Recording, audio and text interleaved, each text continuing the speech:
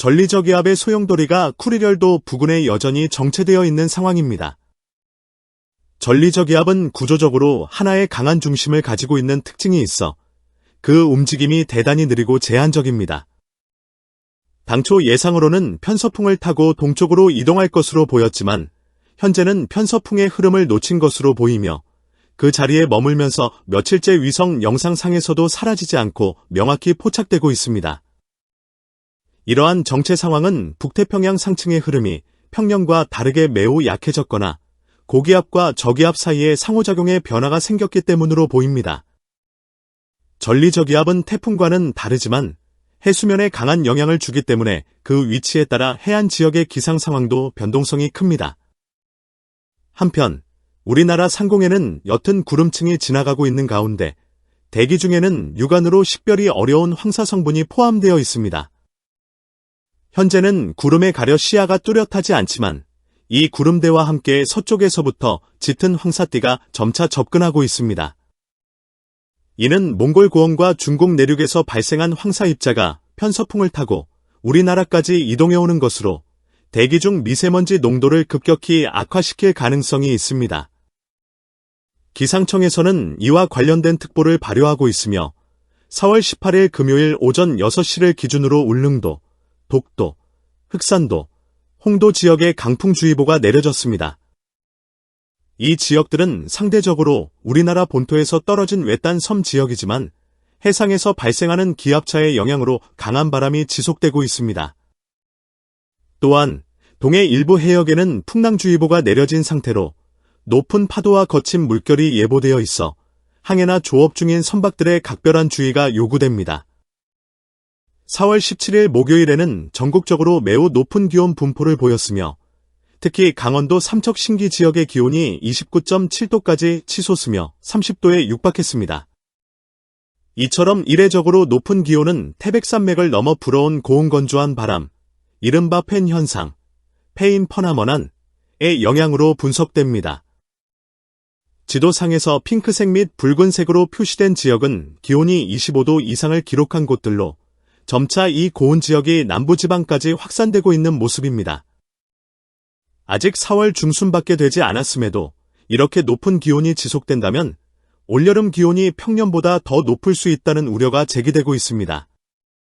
4월 18일 금요일 낮 12시 현재 일본 남쪽 해상에 위치한 고기압이 점차 세력을 확장하고 있으며 동시에 우리나라 북쪽에는 저기압이 자리하고 있는 남구 북저, 남고 북저 형태의 기압 배치가 이어지고 있습니다. 이런 구조는 고기압에서 저기압으로 향하는 남풍의 흐름을 유도하게 되어 우리나라 전역에 따뜻한 공기가 유입되고 있으며 이로 인해 기온이 계속 상승 중입니다. 다음 날인 4월 19일 토요일 낮 12시에는 저기압이 한반도 중앙부로 이동해 서울을 비롯한 중부지방에 비구름이 형성될 전망입니다. 특히 이날 오후부터는 점차 강수량이 증가할 것으로 예상되며 외출 시 우산을 준비하는 것이 좋겠습니다.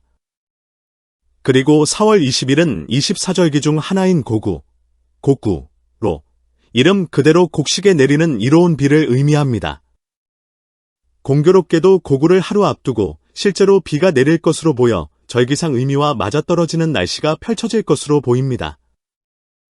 예상 강수는 북쪽에서 남쪽으로 한 줄기 비구름대가 쓸고 내려오는 형태로 진행될 예정이며 최근 몇 주간 주말마다 비가 내리는 패턴이 반복되고 있는 상황 속에서 이번 주말 역시 비를 피하기 어려울 것으로 보입니다.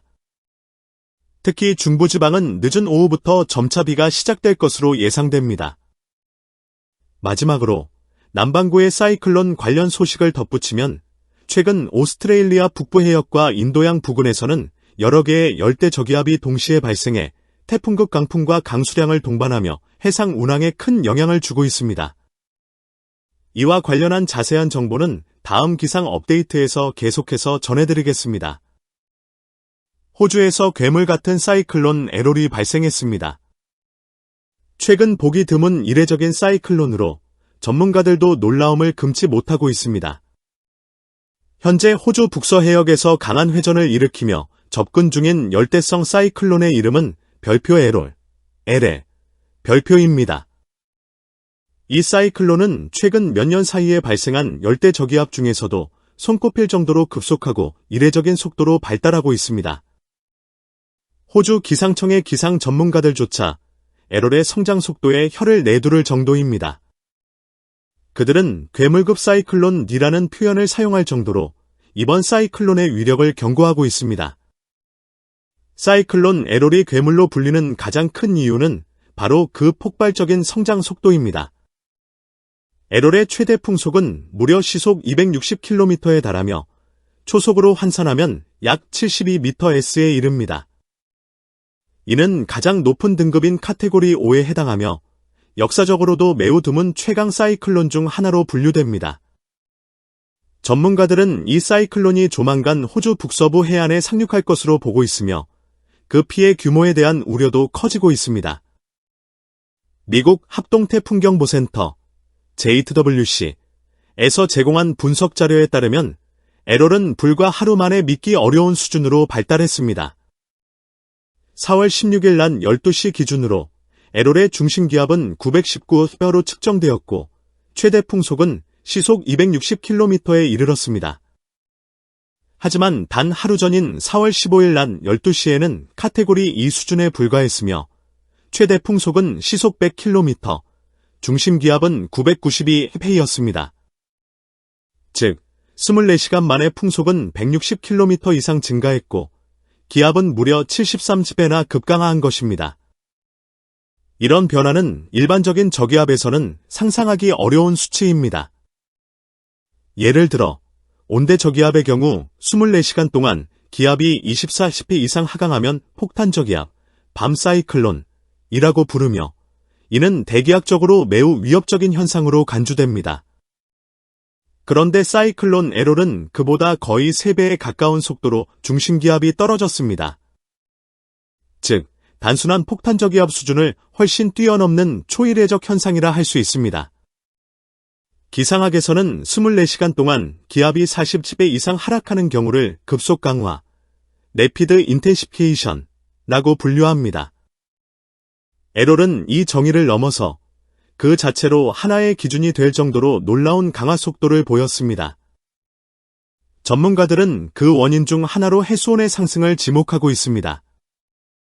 에롤이 지나가는 해역의 해수온은 평년보다 1-2도 정도 높은 섭씨 30도에 이르고 있습니다.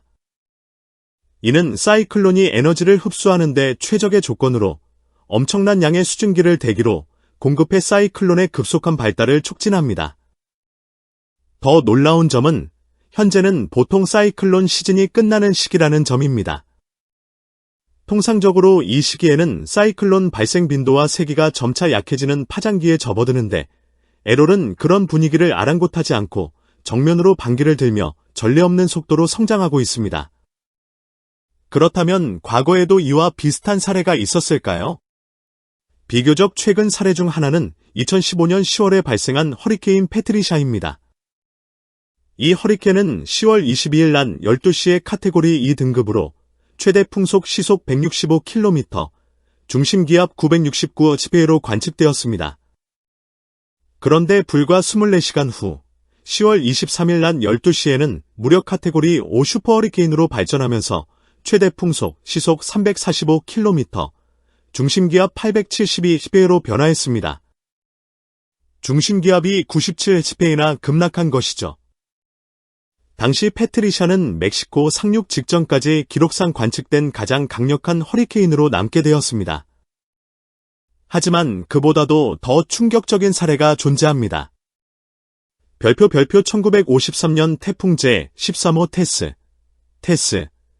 별표는 단 6시간 만에 중심기압이 993헥타르에서 900헥타르로 93헥타르나 하락한 것으로 기록되어 있습니다. 24시간도 아닌 6시간 동안 발생한 급격한 변화였습니다. 이 태풍은 일본 혼슈에 상륙해 전국적인 피해를 야기했습니다. 우리나라에도 강력한 태풍이 상륙한 사례가 있습니다.